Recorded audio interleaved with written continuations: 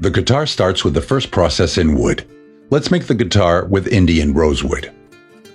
The essential wood is spruce pine for the top, Indian rosewood for the headstock, Cameroonian ebony fingerboard, and Brazilian cedar. The grain line should be uniform and cut perpendicular to the palm of the wood. With a template, Vicente delimits the shape of the guitar. Now what I do is to start working on the top of the guitar. It is time to glue the two halves of the top, protecting it with wood and small pieces of paper.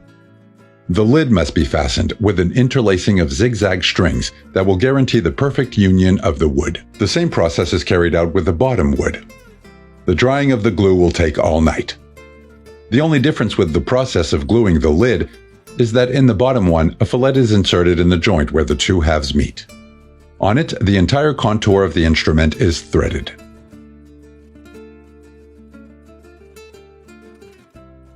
We remove the ring from the water.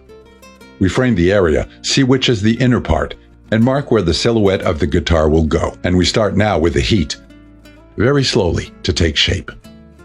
For the texture of the sidewalls to be the right one, the wood needs to go through a sanding phase, in which the guitar maker polishes the surface.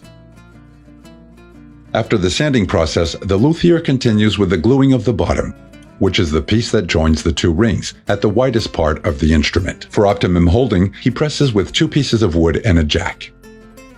Once the glue is dry, he has to remove the wedges holding the caps to cut out the silhouette and start calibrating the wood. As we have done with the lid, we do with the bottom. We remove the string and then we frame all the contour to cut it with the saw.